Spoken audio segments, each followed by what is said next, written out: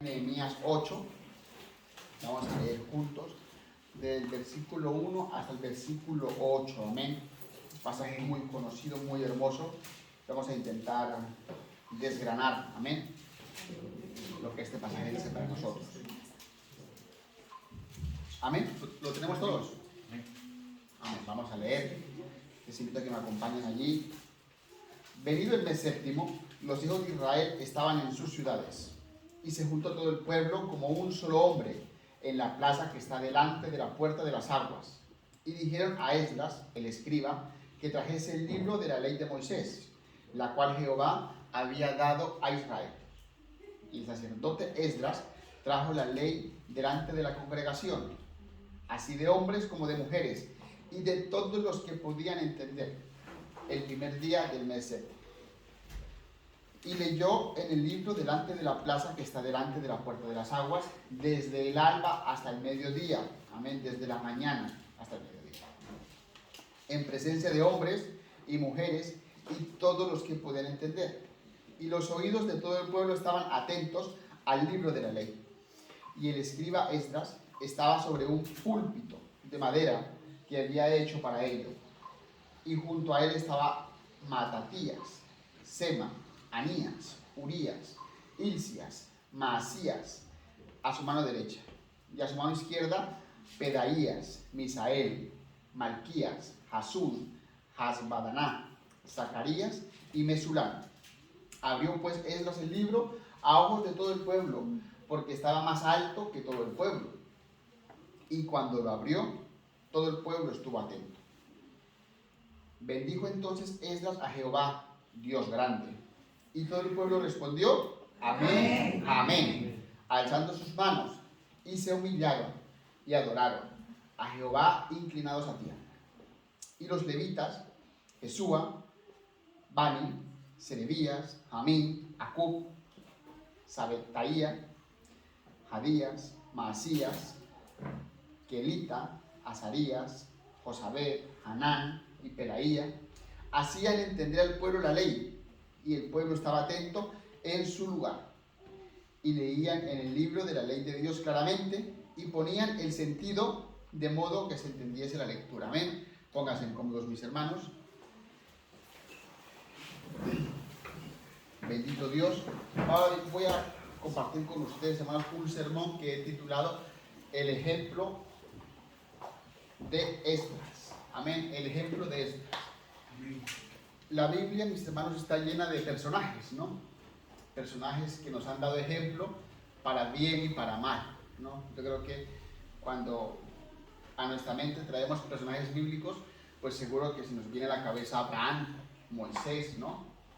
Quizás Noé, Sansón, Pablo, Judas, y por desgracia unos nos han dado ejemplo para mal, amén, y otros han dado ejemplo para bien, amén.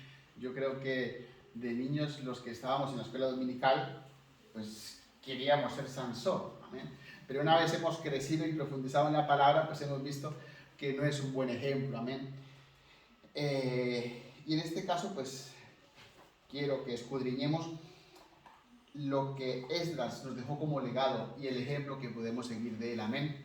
Porque es bueno seguir ejemplos. Yo de niño, yo tengo en mi cabeza pues el ejemplo de grandes pastores, de grandes hermanos, y dice la Biblia que imitemos, ¿no? Es decir, como decía antes el hermano Gerson, decía Pablo, sed imitadores de mí como yo de Cristo. Mis hermanos, pues si alguien en la iglesia es de ejemplo en algo, imitémoslo porque es bueno, amén. La pregunta es muy clara en estos casos. ¿Quién era Esdras, no? Esdras, un poco, estamos en Nehemías hablando de Esdras, pero si queremos saber quién era Esdras, tenemos que ir, bendito el Señor, al libro que lleva su nombre, Esdras 7.1. Vamos a ver quién era Esdras. Sí, Esdras 7, del versículo 1, leeré para ustedes hasta el versículo 4, amén. Los judíos eran hombres muy meticulosos, ¿no? Y, por ejemplo, vemos, ¿no? Cuando Mateo saca la genealogía de Jesús, él conecta a Jesús, ¿no? Con David, y en este caso vemos como él mismo, quizás producto de la tradición oral. Él sabía quién eran sus antepasados hasta conectar con Aarón. Dice así: pasadas estas cosas, en el reinado de Artajerjes, rey de Persia, Esdras, hijo de Seraías, hijo de Azarías, hijo de Hilcias, hijo de Salum, hijo de Sadoc, hijo de Aitot, hijo de Amarías, hijo de Azarías, hijo de Meratoyot, hijo de Seraías, hijo de Usí, hijo de Buki, hijo de Abisúa, hijo de Finés, hijo de Eleazar, hijo de Aarón. Vemos aquí cómo se conecta la genealogía del protagonista de hoy con el hermano de Moisés, primer sacerdote que todos sabemos que fue ungido para tal, ¿no? Este Esdras subió de Babilonia, era escriba, diligente en la ley de Moisés que Jehová Dios de Israel había dado, y le concedió el rey todo lo que pidió, porque la mano de Jehová estaba con Esdras. Vemos, mis hermanos, que Esdras era un hombre que tenía exactamente un puesto muy específico. Amén. Fíjate que dice aquí, exactamente dice la palabra del Señor en el versículo 6. Era escriba, ¿no? Escriba era un puesto en aquella sociedad muy respetado. Eran hombres que tenían un gran conocimiento de la ley de Dios, eran hombres que escribían la ley de Dios, y en este momento en el que ellos estaban fuera de su tierra, pues gobiernos extranjeros los usaban para temas gubernamentales, ¿no? Para escribir edictos, para gobernar incluso algunas veces. Y este hombre me llama la atención, además de su genealogía que lo conecta con Aarón, y es que dice la palabra del Señor que él dice concretamente diligente. Es una palabra que muchos entendemos, pero nos cuesta a veces definir, ¿no? Alguien diligente. Cuando yo puedo decir, mi hermano es diligente, pues entendemos que él hace todo en tiempo y forma, que es una persona que es proactiva, y este hombre no era menos, era un hombre tanto así que cuando la cautividad fue una realidad en Jerusalén, no fue un esclavo más, sino por sus virtudes personales, el gobierno extranjero lo usó para el gobierno de su nación. Hermanos, quiero que entendamos la situación del pueblo de aquella entonces. Estaban en cautividad. Quizás el hermano Gerson dio una pequeña introducción, pero claro, el pueblo de Dios fue cautivo, ¿no? Y al día de hoy, en la sociedad en la que estamos, ese concepto de cautividad no lo entendemos. Eso pasó antes, pero que a mí me saquen de mi tierra, ¿no? De mi casa, hacia otro país, eso en la población mina la moral. A veces hay cosas similares en la guerra, ¿no? Que secuestran, que sacan, pero cuando se hace en masa, eso no lo hemos visto a día de hoy, ¿no? Quizás por libros de historia podemos entender cómo gobiernos de antes entraban a un país, lo saqueaban y se llevaban gente. Pues esto era el día a día de aquellos pueblos, ¿no? Los gobiernos más fuertes sometían y subyugaban a los otros. Y fijaros cómo este hombre, estando en una nación extranjera, no dejó de ser lo que era. Él era un escriba, descendiente de Aarón, ¿no? Y aunque tuvo, por las circunstancias del momento, que servirle a otro gobierno, él seguía siendo lo que era, un escriba diligente y temeroso de Dios. Amén. El ejemplo de Esdras lo quiero articular en el método de Esdras. ¿Cómo era que Esdras escudriñaba la palabra de Dios? Y quiero hacer hincapié en esto porque estamos en el año 2023 y seguro que décadas, siglos antes de mí, muchos hombres en muchos púlpitos se han levantado a predicar que es necesario escudriñar la palabra de Dios. Es decir, no vengo aquí a revelar ningún misterio, es necesario hacerlo, ¿no? Pero a veces, como humanos que somos, olvidadizos, no sabemos cómo empezar, ¿no? Y pues les tengo aquí un poco a que examinemos pues cómo lo hizo Esdras, a ver si nosotros, siguiendo el ejemplo de Esdras, Dios nos usa, no como lo usa Él, sino como el Señor quiere usarnos a nosotros, amén. Volviendo un poco al pasaje original, amén, a Nehemías 8, que es donde vamos a desgranar un poco, vemos con claridad, bueno, he podido examinar yo 1, 2, 3, 4, 5, 6 pasos a través de los cuales Esdras estudiaba la palabra del Señor, y si nos parece, amén, que es digno de imitar, para que nosotros lo hagamos. Amén. No, el orden quizás no sea completamente estricto, pero sí que son importantes los puntos. Y lo primero que yo veo es que para estudiar la palabra del Señor, para escudriñar la palabra de Dios, hace falta humillar el corazón. Entonces la primera parte sería humillación. ¿Y por qué humillar? Yo cuando pienso en esto y medito en esto, entiendo que querer aprender, o sea, para querer aprender hace falta ser humildes. La persona que cree que se las sabe todas no quiere aprender. Aunque todos entendemos que quien se las sabe todas realmente no se las sabe. Pero la actitud que demuestra no querer aprender es una actitud un poco arrogante, ¿no? Y entendemos por la palabra que muchos hombres se perdieron por falta de conocimiento y que muchos hombres, aún teniendo conocimiento, se perdieron. Pero fijaros la necesidad de conocimiento. El primer paso es humillar el corazón. Y para esto yo creo que Jesús mismo nos dio ejemplo, ¿no? Él decía allí en Mateo 11:29, llevad mi yugo sobre vosotros y ¿qué? Y aprended de mí, que soy manso y humilde de corazón. Mis hermanos, lo primero que quiero que reflexionemos es si en nuestro corazón hay esa humildad de decir, necesito saber más de Dios. Necesito aprender, porque la vida del cristiano es una vida de aprendizaje continuo. Yo cuando meditaba en esto, a veces vienen imágenes a mi mente que son muy visuales, ¿no? Expresarlas cuesta, pero yo pensaba y meditaba que en la vida del cristiano esa expresión de renovarnos continuamente es como el Señor nos cambia nuestra forma, pero el mundo como que nos hace daño, ¿no? Entonces tenemos como los lagartos o los reptiles, que su piel como que la cambian cada rato, ¿no? Y eso viene desde dentro. Esa parte de comprender la palabra nos cambia, comprender la palabra nos cambia. Y estamos en un proceso continuo, como muchas serpientes, de cambiar, de quitar la piel que está lastimada quizás por el sol, por la naturaleza, y estamos renovándonos. Y esa renovación requiere de profundizar en la palabra. Necesitamos humillar nuestro corazón, humillar nuestro ego, entender que no sabemos nada. Y esto lo digo en un sentido personal, porque quien piense que ha conocido a Dios en su profundidad, no ha conocido a Dios, porque entendemos por la palabra que nos acercamos, no estudiamos, avanzamos un libro, otro, pero si estudiamos la palabra a profundidad, entendemos que es muchísimo más lo que nos falta por estudiar que lo que sabemos, mis hermanos. Y eso requiere humildad y sinceridad.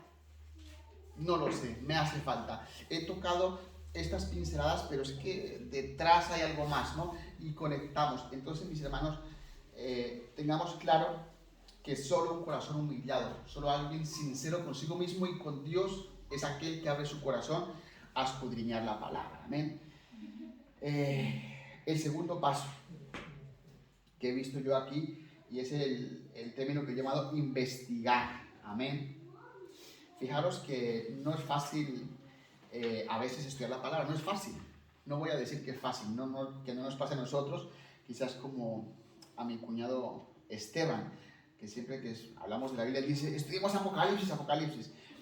A veces quizás queremos estudiar es por curiosidad, ¿no? Y no por el deseo de conocimiento, pero la palabra requiere investigarla, requiere profundizar un poco más. ¿Y por qué digo esto? Porque todos conocemos que hay pasajes bíblicos más difíciles que otros, eso es evidente, ¿no? De pronto una parábola a veces son muy claras, a veces no. Pero miremos lo que dice la palabra del Señor allí en Esdras 7:10. Lo leo yo para ustedes, lo leo y ustedes me siguen allí. Dice, porque Esdras había preparado su corazón, ¿para qué? Para inquirir la ley de Jehová y para cumplirla y para enseñar en Israel sus estatutos y decretos.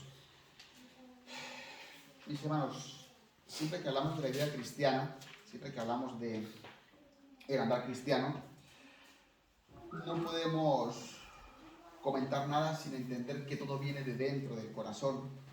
Y este es el ejemplo que nos da Esdras. Él había preparado su corazón, es decir, ese deseo de formarme, ese deseo de escudriñar, ese deseo de profundizar, viene porque en el fondo de tu alma tienes sed, tienes hambre. Entonces es necesario inquirir. Esta palabra inquirir, el hebreo, ya sabemos todos que las traducciones a veces nos fueron malas pasadas porque de un idioma a otro, la traducción cuesta, pero el sentido de esta palabra inquirir en hebreo viene de estudiar, de profundizar, de partir para llegar decir, a lo que el texto nos quiere decir. Hay un texto, perdón, un concepto que los que estudian, quizás lo desglose más, que es hacer una exégesis. Hacer una exégesis es yo intentar llegar a lo que el autor quería decir y no lo que hasta ahora todo el mundo piensa que se dijo o lo que yo creo que se dice. Y es esto lo que este hombre propuso en su corazón, propuso inquirir, entrar quizás al fondo de la cuestión, porque este hombre estaba en un momento clave para su pueblo. Su pueblo fue llevado en cautividad, Dios luego trató quizás con aquellos gobernantes y les dejaron volver para reconstruir murallas, que es una historia muy bonita y que ojalá en otra ocasión la examinemos, pero lo que yo quiero que veamos es que sea la situación en la que estemos, hace falta estudiar la palabra. Cualquiera diría, oye, ¿esta gente para qué estudia? Si el templo majestuoso que tenían estaba destruido, bueno, estaban un poco levantándolo, pero, o sea, si esté en la situación de un templo con 1000 personas sedientas, o si esté en tu casa con tu esposa y tu hijo, es necesario escudriñar la palabra. Otra cosa que me llamó poderosamente la atención después de tener un corazón humillado, después de querer entrar a fondo, querer investigar, querer inquirir, es que la palabra de Dios, cuando tú la deseas, cuando tú quieres investigarla, en tu corazón tiene que haber un deseo de enseñarla. Y es el sentido y la tercera palabra que les quiero yo compartir con ustedes. Fijaros que el versículo 8 dice así, Nehemías 8, versículo 8, y leían el libro de la ley claramente y ponían el sentido de modo que se entendiese la lectura. Mis hermanos, siempre que tú aprendes, en tu corazón debe estar el deseo de enseñársela a un tercero. En la vida cristiana no podemos hacer como las empresas privadas, que descubren una patente y se la guardan para ellos rentabilizarla, ¿no? Qué bonito es cuando un hermano llega a la iglesia y descubrí esto y vi esto y lo compartes, luego tú lo contrastas y miras, o sea, hay una retroalimentación. Claro, estoy hablando aquí del entorno de la congregación, pero debe estar en nuestro corazón, como padres, como hermanos, como hijos, como cuñados, como amigos, el estudiar la palabra para compartirla, para enseñarla. Pero fijaros que este versículo 8, quiero que lo leamos con calma, con mucha calma porque tiene mucho de sí. Repito yo. Y leían el libro de la ley de Dios, ¿cómo? Claramente. Y ponían el sentido de modo que se entendiese la lectura. Es muy posible que aquellos hombres de Israel que estaban en otra nación ya no estuviesen hablando el hebreo sino el arameo, y la ley de Dios estaba en el hebreo. Entonces es posible que aquellos hombres que acompañaban a Esdras, el mismo Esdras, tuviesen que traducir la palabra del Señor. Y esto se ve en otra versión de la Biblia que en vez de decir poniendo el sentido, dice traduciendo y dándole sentido. Amén. Fijaros que no todo el mundo entiende la palabra del Señor quizás como nosotros la entendemos. ¿Por qué? Pues porque algunos van en unos procesos de Dios más adelante, otros que otros, porque Dios a otros les dio más inteligencia, es humano, ¿no? No todos tenemos el mismo IQ. Entonces, mis hermanos, en nuestro corazón debe estar ese deseo de enseñar. Y la verdad es que aunque no tengamos un puesto, no seamos profesores, Dios siempre pondrá a nuestro lado, a nuestro alrededor, alguien a quien enseñarle, seguro, sea nuestro compañero de trabajo, sea nuestra esposa, sean nuestros hijos, sea mi hermano en la fe, siempre va a haber alguien que necesite una palabra del Señor. Y digo esto porque a veces, lo digo por mí mismo, a veces nos pensamos que como no tenemos un título, como no somos profesores de escuela dominical, como no predicamos en la iglesia, no tenemos a quien enseñar. Y ahí estamos equivocados. Siempre va a haber alguien que necesite una palabra de aliento, siempre va a haber alguien que necesite que nosotros le enseñemos lo que Dios ya ha puesto en nuestro corazón. Amén. Entonces, el método de eso, recapitulemos. Primero, humillar el corazón. Una vez has humillado el corazón y has dispuesto, investigas, profundizas en la palabra y tienes el deseo de enseñar. De hecho, si miramos los grandes hombres de la Biblia, cuando Dios hablaba, Dios les hablaba a ellos, daba palabra, ellos la compartían. O sea, es el modelo nuestro, es recibir para dar. No se me viene a la mente ningún hombre de la Biblia que Dios le diese, que hablase y se lo guardase. Puede que lo haya, no digo yo que no, pero el modelo general es que se recibe para dar. Se recibe, tú lo masticas, tú lo rumias, ¿no? Como las vacas que mastican, le sacan todo el jugo. Ya cuando tú lo has comprendido en el fondo del corazón es cuando eso sale y genera bendición para la iglesia. Amén. Este pasaje me llamó la atención lo siguiente, mis hermanos, y es que una vez tú has humillado tu corazón, has dispuesto tu corazón a inquirir, deseas enseñar, eso trae alabanza. Fijaros cómo es de maravilloso el versículo 6, leo para ustedes. Bendijo entonces Esdras a Jehová, Dios grande. Y todo el pueblo que respondió, amén y amén, alzando sus manos, y se humillaron y adoraron a Jehová, inclinados en tierra. Este es un pasaje de esta parte, ¿no? Yo creo que de esas partes que merece la pena imaginarla. Imaginémonos a Esdras, quizás como yo. De hecho, es muy posible que los cristianos evangélicos tengamos el tema del púlpito sacado de aquí. Además de que visualmente es muy fácil, ¿no?, que alguien esté por encima de los demás para que le miren. Pero yo visualizo a Esdras aquí, 7 hombres aquí acompañándole, los 7 hombres que comentamos antes, 7 acá, hablando, y de un momento para otro dice Esdras, Jehová, Dios grande, y todo el pueblo, o sea, con júbilo, amén, amén, alzaban sus manos, se humillaron, porque dice que con su rostro en tierra. Eso quiere decir que era una rodilla, o sea, arrodillarse hasta donde más no se puede, ¿no? Que a veces nos cuesta humanamente. Y esto lo que deja claro en mi corazón es que el humillarse ante Dios, el tener en su corazón el escudriñar la palabra, el inquirirla y el querer enseñarla trae consigo alabanza y adoración. Es resultado directo de escudriñar la palabra. No sé a ustedes si les ha pasado, seguramente. Eso que estás tú leyendo un pasaje, ¿no? Ves atascados y en tu corazón no hay un gloria al Señor por ello. No, maravilloso, qué hermoso. Entonces, entendamos y vemos que el estudiar la palabra, el escudriñarla, el querer enseñarla, trae frutos. Y uno de esos frutos inmediatos es que en tu corazón haya alabanzas para el Señor. Si no la hubiese, deberíamos preocuparnos, ¿no? Porque cuando estudiamos álgebra, química, trigonometría, oh, es interesante, ¿no? Pero en tu corazón no dices alabado, porque es algo secular, ¿no? Pero en la vida cristiana, cuando se hace del fondo del corazón y Dios está en ello, trae frutos. Y uno, porque hay más frutos, uno de los frutos es la alabanza y la adoración. Amén. Amén. Yo quiero imaginarme que hombres y mujeres,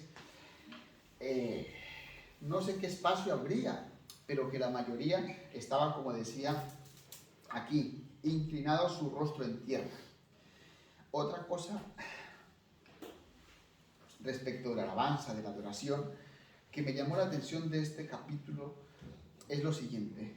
El pueblo judío, su tradición, suele segregar entre hombres y mujeres, ¿no? En las sinagogas ellos se sientan las mujeres a un lado y los hombres a otro lado. En las mesas, yo he tenido la oportunidad de compartir comida en Israel y se sientan hombres y mujeres. Eso me llama personalmente la atención. Y claro, no soy quien yo para decir no. Pero en este caso, en este episodio de sentarse a estudiar la palabra de Dios con el pueblo, enseñarla, me llamó la atención lo que dice y repite en varias partes. Y es lo que dice el siguiente: se juntó todo el pueblo como un solo hombre en la plaza que estaba delante de la puerta de las aguas. Le dijeron a ellas que trajese el libro, pero ¿quiénes estaban allí? Dice el versículo 2, la segunda línea. Así de hombres como de mujeres, ¿y de qué? Y de todos los que podían entender. Esta segunda parte, y todos los que podían entender, que se repite luego al final del versículo 3, no lo dice porque sí. Es decir, porque lo normal en los tiempos judíos y en los escritos judíos es que se hablase de hombres, ¿no? De hecho, cuando se contaban las cabezas de los hombres, y pues las mujeres entienden pues, que eran un poco más de los hombres, pero me llama la atención que en este punto del pueblo de Israel, inmersos en un proyecto gigante, estaban todos los que podían entender. Los estudiosos de la Biblia dicen que estaban niños de 6 años para arriba, porque de ahí el hincapié de los que podían entender. Para un niño de 6 años, él la conciencia no la tiene como la nuestra, pero él ya puede entender pues, que hay un Dios en el cielo, él ya puede entender lo que está bien, lo que está mal, pues es muy posible que los niños estuviesen allí. Y esto es importante porque nos deja entrever que a la hora de escudriñar la palabra, de inquirirla, no es solo un trabajo de la escuela dominical. ¿No? Yo tengo una niña que apenas tiene 1 año y medio, pero entiendo por la palabra de Dios que cuando ella empieza a tener nociones de lo que está bien y lo que está mal, palabra, palabra y palabra, que el Señor nos guíe para saber hacerlo. Pero mis hermanos, no pensemos que estudiar la palabra solo es para el recién convertido, que también lo es. No pensemos que inquirir la palabra del Señor es para quien lo pide, es para todo el que pueda entender. Y esta parte es clara. O sea, no podemos poner una edad, porque hay niños de 7 años que quizás les cuesta, ¿no? Niños de 9 que les cuesta, pero hay niños que están muy pendientes. Y es ahí cuando los padres, los maestros, los hermanos en la fe, tenemos que estar atentos para desde cuando los niños tengan conocimiento de Dios, enseñarles esta palabra, que es el mandato de Dios, ¿no? Dios al pueblo de Israel le enseñaba que a sus hijos les enseñara la palabra ¿cuándo? Día y noche, ¿no? La palabra del Señor produce alabanza, pero no nos quedemos ahí, porque podemos estudiar la Biblia, podemos desgranarla, podemos inquirir, eso puede traer alabanza, que era uno de los frutos de estudiar la palabra del Señor. Pero otro de los frutos, quizás el principal para mí, es la obediencia. De nada nos sirve coger Jeremías, desgranar la profecía y conectar aquí, sin entender qué trae Dios para mí y aplicarlo. Y otro punto del método de Esdras, la obediencia, está clara en Esdras 7:10, que lo leímos antes, lo leo yo para ustedes. Dice así. Dice que Esdras, lo que comentaba antes, preparó su corazón para inquirirla, para estudiarla. ¿Y para qué? Para cumplirla. Mis hermanos, si queremos estudiar la Biblia por curiosidad, si queremos estudiar la Biblia para desgranar quién es el dragón de 7 cabezas y los caballos, sin tener en nuestro corazón el deseo ferviente de lo que la palabra diga cumplirlo, poco estamos haciendo. Hemos visto que Jesús dijo que eran sus, es decir, el Señor Jesús nos decía muchas veces que le siguiéramos sus pasos, es decir, que hagamos lo que Él hizo, que obedezcamos lo que Él nos decía. Y hay cosas que cuestan. De hecho, humanamente siempre ponemos el ejemplo más común, que es el de poner la otra mejilla, ¿no? El Señor puso este ejemplo que, aunque parece extremo, lo que nos da es un sentido de que el cristiano no es un cristiano altivo. Yo por lo menos a día de hoy no me he enfrentado nunca a la situación de que me den un bofetón para poner la otra. Pero lo que quiero que veamos es que la palabra del Señor, la Biblia, nos va a poner enfrente cosas que no son cómodas como cristianos. En el estudio de antes hablaba el hermano Gerson de anteponer al otro por encima de nuestras necesidades. Y fijaros que esta es una lucha espiritual, porque como él bien lo comentaba, la parte más profunda de nuestro ser busca nuestro beneficio, busca nuestra supervivencia. Está estudiado que cuando un conductor está conduciendo, él intenta salvarse a él mismo en ese segundo, ¿no?, en el que vea el peligro frente. Y lo de anteponer las necesidades de la hermana Sara, que lo comentábamos, del hermano Gabriel, del hermano John, por encima de las mías, eso requiere la obra del Espíritu Santo, porque nosotros, es decir, en la vida secular, ¿quién se saca el pan? de la boca para dárselo al vecino. Habrá gente que lo haga, pero no es el común denominador.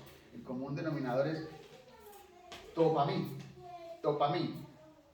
O que el otro coma, pero sin que me quite a mí, ¿no? Entonces, la obediencia, mis hermanos, debe ser un fruto. Y es parte de este proceso, de este método que yo he visto aquí en Esdras. De nada nos sirve humillarnos, de nada nos sirve investigar si lo que hemos aprendido no lo obedecemos. Amén. Y eso es un fruto fundamental en este método que yo puedo ver aquí en Esdras. Esdras, yo creo que no está en la palabra del Señor por estar. Y me llama la atención lo siguiente. La última parte de este método de Esdras es sola escritura. Dice la Biblia así. Y leían en el libro de la ley de Dios. Eso es el versículo 8. El versículo 1 dice: y se juntó todo el pueblo como un solo hombre en la plaza que estaban delante de la puerta de las aguas, y dijeron a Esdras el escriba que trajese ¿qué? El libro de la ley de Moisés. Es muy probable que Esdras, a modo personal, tuviese cosas buenas que enseñarles, no lo dudo. Era un hombre ilustrado en letras, con conocimiento, que había viajado mucho. Pero mis hermanos, ellos se pusieron a leer y a estudiar única y exclusivamente la Escritura, la palabra de Dios. ¿Y por qué digo esto? Porque este es un tema que algunos tenemos ya muy machacado, pero a día de hoy hay gente que se para en un púlpito, empieza la predicación y ni siquiera han abierto la Biblia, ni siquiera ponen un texto bíblico por delante, ¿no? Yo no soy quien para criticar a nadie, pero como cristiano entiendo que desde aquí predicamos la Biblia.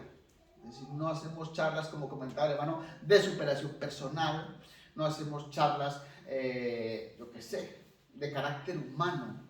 Aquí hablamos de la Biblia, hablamos de la ley de Dios, seguimos el ejemplo de tantos hombres y de Esdras, que leía el libro de la ley.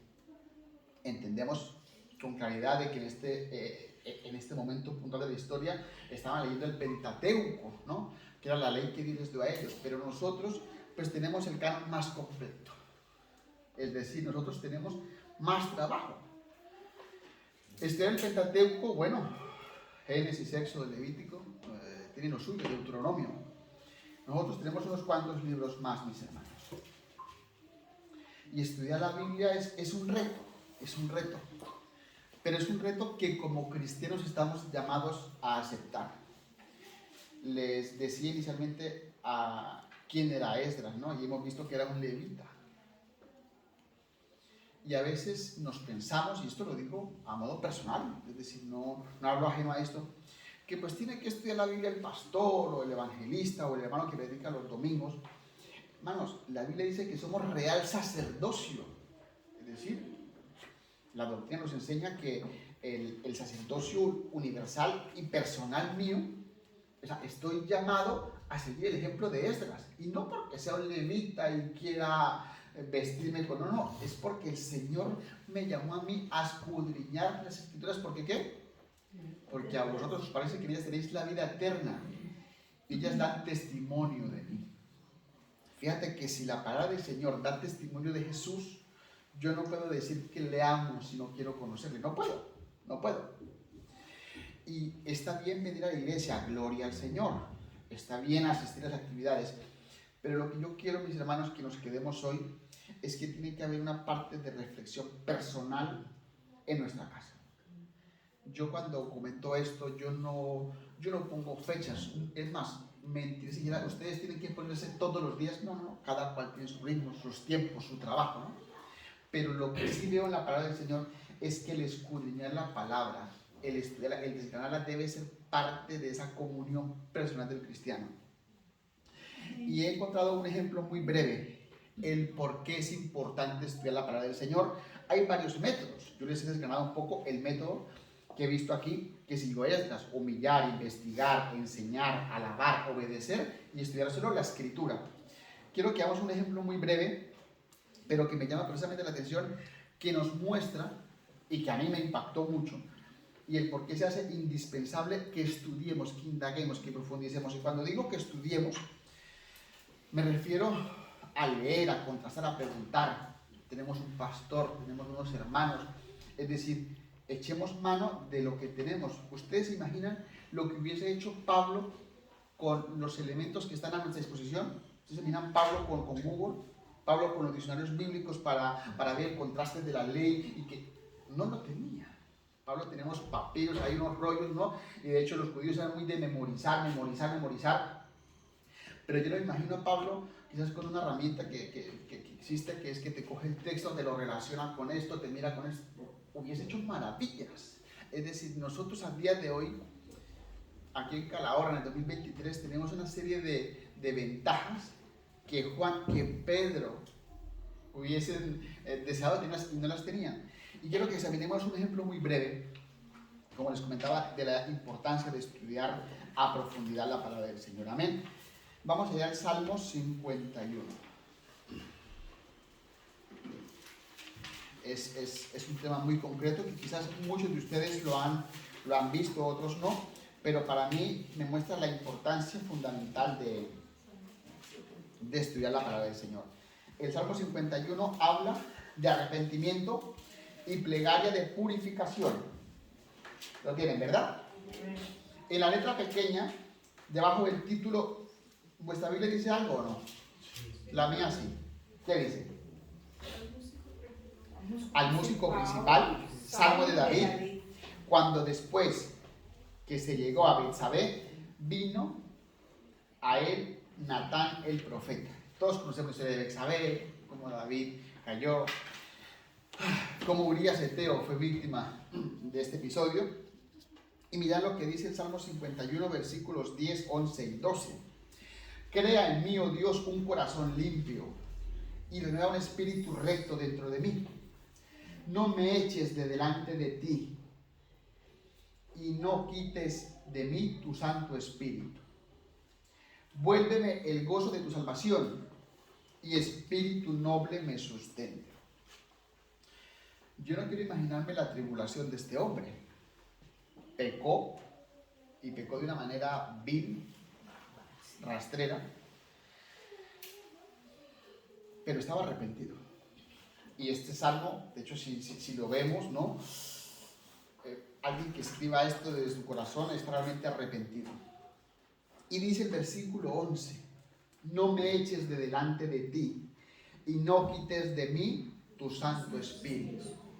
De hecho, hay una canción, me suena a mí, que dice así, créame un limpio corazón, oh Dios, ¿no le suena? Y renueva tu espíritu. Bueno, en fin, es una canción que va en base a esto. Y la pregunta es, a tenor del versículo 11, no me eches de delante de ti y no quites de mí tu Santo Espíritu. O sea, David estaba suplicándole a su Creador, a Dios, que le limpiase, que le renovase, pero que no lo echase de delante, o sea, que no lo apartase y que no le quitara el Santo Espíritu. El Santo Espíritu que vino a David cuando lo ungió allí con sus hermanos, que fue el último, ¿no? Los cristianos podemos orar de esta manera, decirle, Señor, no apartes de mí tu Santo Espíritu. No vengo aquí a descubrir la luz, pero es un texto que muchas veces da error. ¿Por qué? Porque es muy común y la falta de estudio, la falta de seguir un método de estudio a veces nos lleva a tener errores. Algunos son graves, otros no. Pero en este caso quiero que examinemos esto. Y es que David era un hombre sujeto al antiguo pacto. Él era un hombre que siguió la ley de Moisés, en parte, porque deseó la mujer ajena, ¿no? Transgredió la ley de Dios. Y él sabía, porque lo sintió así, que un espíritu, el Espíritu de Dios, el Espíritu Santo vino sobre él. Pero él suplicaba que no se fuese. ¿Y por qué suplicaba eso? Porque él sabía que cuando Dios desechó a Saúl, Dios apartó de Saúl su espíritu, ¿no? Entonces él sabía que cuando transgredías la ley de Dios y meterse con Dios es cosa seria. Entonces le estaba suplicando que no apartase de él su Santo Espíritu. Entendemos por la Biblia como la historia que comentábamos de Sansón, ¿no? Dice la Biblia que el Espíritu de Dios venía sobre Sansón. Venía. Si venía era porque no estaba, ¿no? Pero que llegó un punto en el que Sansón tentó a la suerte con Dalila y él pensaba que tenía el Espíritu de Jehová. ¿Y qué dice la Biblia? Que ya no estaba con él. Que fue cuando él se levantó sin su pelo a intentar tener la fuerza de antes y ya no la tenía. Entonces, mis hermanos, lo que quiero que veamos todos es que la obra del Espíritu Santo a tenor de estos personajes bíblicos no es la misma obra que tenemos en el Nuevo Pacto. Nosotros, los cristianos, los redimidos por la sangre de Dios, podemos decir, no me eches no quites de mí tu Espíritu Santo. Podemos decirlo, no es ningún delito federal. Pero en el Nuevo Pacto, a la luz de los versículos que veremos, el cristiano que ha nacido de nuevo, que Dios ha salvado, ha restaurado, que ha justificado y que está perfeccionando, si ese cristiano es genuino, el Señor nunca le va a quitar su espíritu.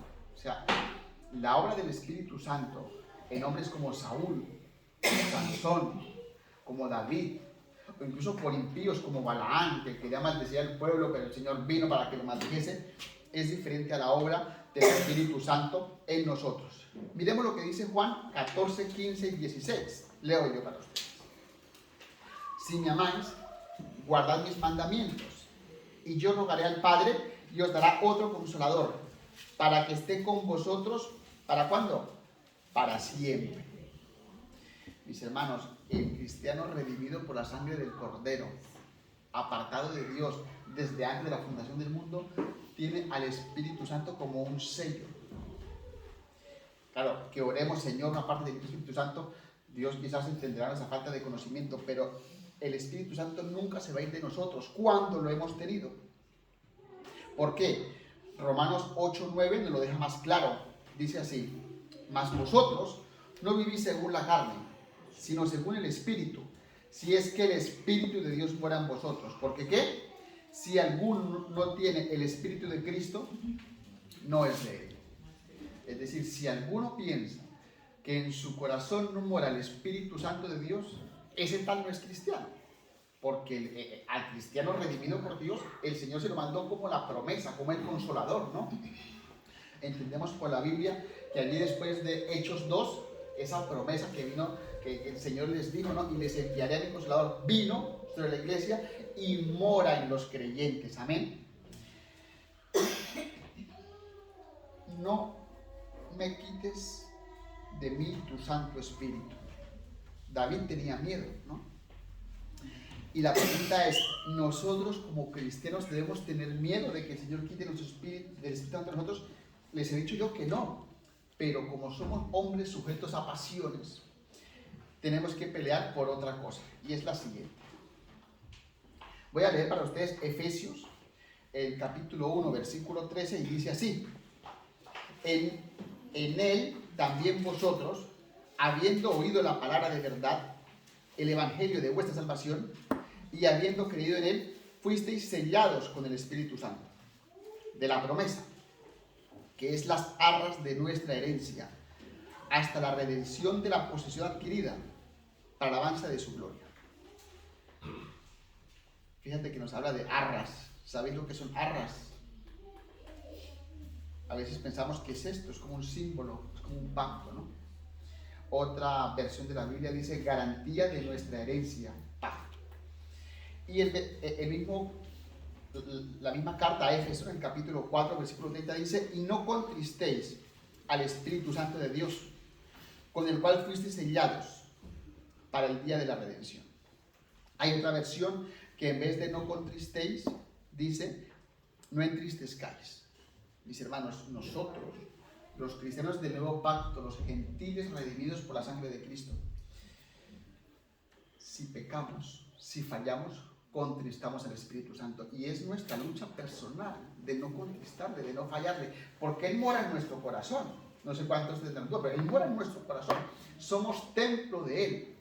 Entonces, nuestra pelea, nuestra lucha, no es porque se vaya, porque no se va a ir, repito, si hemos nacido de nuevo, pero es por no contristarle. Claro, porque si tú no das fruto, si tú pecas, si tú fallas y Él mora en ti, le estás contristando, le estás entristeciendo, esa confianza que Él puso en ti, tú la estás dinamitando. Pero bueno, el Señor prometió perfeccionar esa obra y la culminará. Con este breve ejemplo, que no quiero tampoco que sirva de idea extraordinaria, quiero que veamos la importancia de leer cada cosa en su contexto, de entender para quién fue escrita. Todo esto es para nosotros, todo esto. Pero debemos tener cuidado, porque hay unos cuantos pues que, como aquí decía que hay que guardar el sábado, pero siguen guardando. Y es algo para ellos inamovible, sin entender que, bueno, eso tenía su contexto del viejo pacto, ¿no? Hoy en día, dentro del pueblo de Dios, hay raíces judaizantes peligrosas que requieren que ustedes y yo estudiemos la Biblia para entender que, bueno, que hubo cosas que el Señor estableció para el pueblo judío, pero que somos salvos por gracia, no por lo que hagamos, ¿no?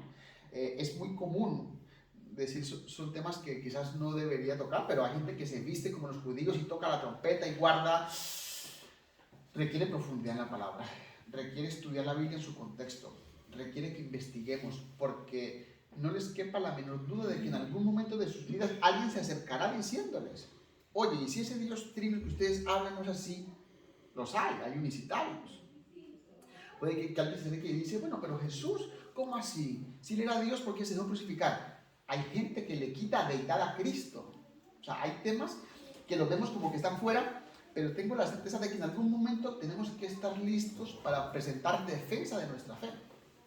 Y con esto no les digo que se apunten a un seminario, que sea de bendición, pero que no dejemos de lado la profundidad en la Biblia, que no dejemos de lado el tener una respuesta para responder a quien nos pregunta: bueno, y si Dios es tan bueno, entonces ¿por qué? Las típicas preguntas de los ateos. Mis hermanos, la única respuesta para eso está aquí y en la profundidad de aquí. Amén. Amén. Es importante estudiar la Biblia, mis hermanos, porque estamos en un mundo de listillos. Me lo digo con buena sintonía, pero todos somos sabios en nuestra propia opinión, ¿no? El ateo, el progresista, el judaizante, el unicitario, el testigo de Jehová, el mormón, el adventista.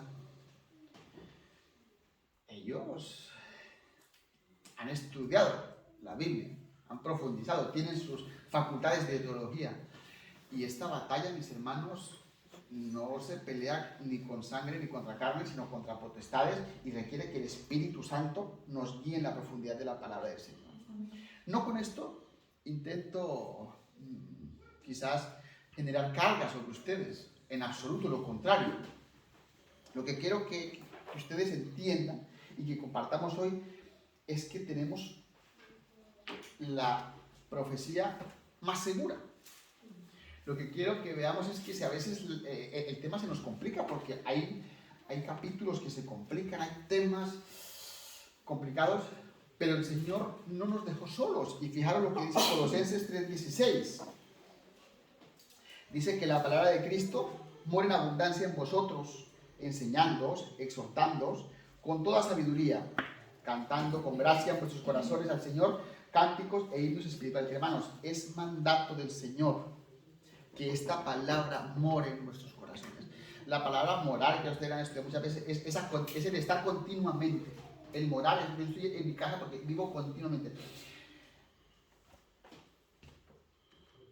No todos irán o iremos a una facultad de teología, pero sí todos debemos tener esa sed, esa hambre, ¿no? Sería maravilloso que cualquiera de ustedes diga: bueno, a mí me gusta la juventud, pues voy a ver un estudio bíblico sobre cómo aconsejar la juventud. Pastor, recomiéndeme un libro para enseñar a la juventud. Gloria al Señor. El otro dirá: mira, pues me encantaría saber aconsejar a matrimonios. Pastor, ¿qué libros estudio? ¿Qué versículos? Y también hay libros muy buenos, es decir, tenemos hombres y mujeres de Dios que han escrito libros buenísimos que nos dan un enfoque amplio.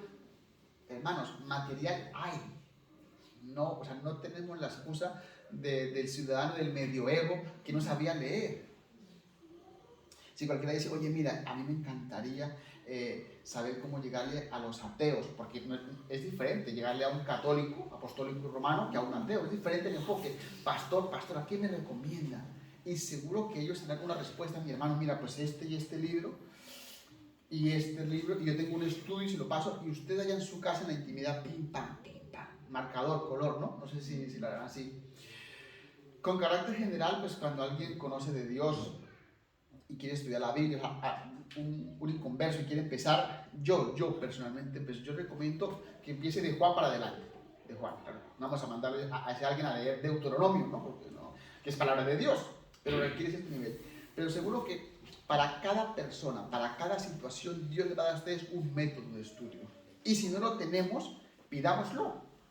El hermano Jesús seguro tiene material, el pastor tiene material, el hermano yo tendrá material, ¿verdad? Pidamos, compartamos, estudiemos, investiguemos para presentar defensa de nuestra fe. Y no tengamos miedo, porque a veces decimos, oye, ¿será que yo seré capaz? ¿Será que yo empiezo a leer Apocalipsis y termino loco o lo descifro, no? Esos son miedos humanos. Pero mira lo que dice la palabra del Señor. Dice así Santiago 1:15. Si alguno de vosotros tiene falta de sabiduría, pídala a Dios, el cual da a todos abundantemente y sin reproche, y le será dado. El reto, mis hermanos, es a no tener miedo. El reto es entender que hace falta, me hace falta a mí, enseñar, profundizar, inquirir, apartar tiempo, quizás un estudio sistemático, coger una carta paulina, desglosarla, lo que estamos haciendo los domingos en la mañana, eso es fantástico, eso es fenomenal. Pero mi consejo y mi invitación es, el hermano Gerson lo prepara, lo mastica, nos pone ejemplos aquí en la vida real, pero váyase a casa, mastíquelo, rumíelo y a ver qué le queda para usted. En mi vida personal, en mi vida, en este caso secular, en mis estudios, yo lo que aprendí, lo que se me quedó, es lo que yo en casa cogí, machaqué, vi el profesor la diapositiva, investigué, y así, o sea, la palabra de Dios no es contraria a eso.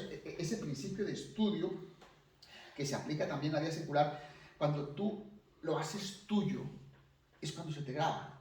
¿Cuántos no hemos escuchado predicadores potentes? Que usted dice potente, terminas llorando y Dios obra, no digo que no. Pero luego usted coja esa predicación del pastor y macháquela en su casa.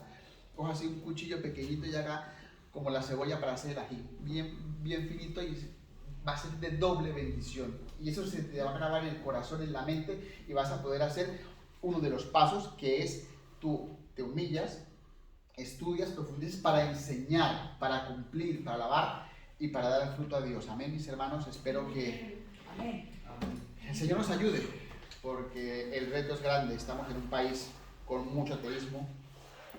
Bueno, hasta hace poco lo comentaba con alguien, era un país religioso. Hasta hace poco supuestamente eran católicos, o sea, creían en un Dios. Pero hoy en día tenemos una generación que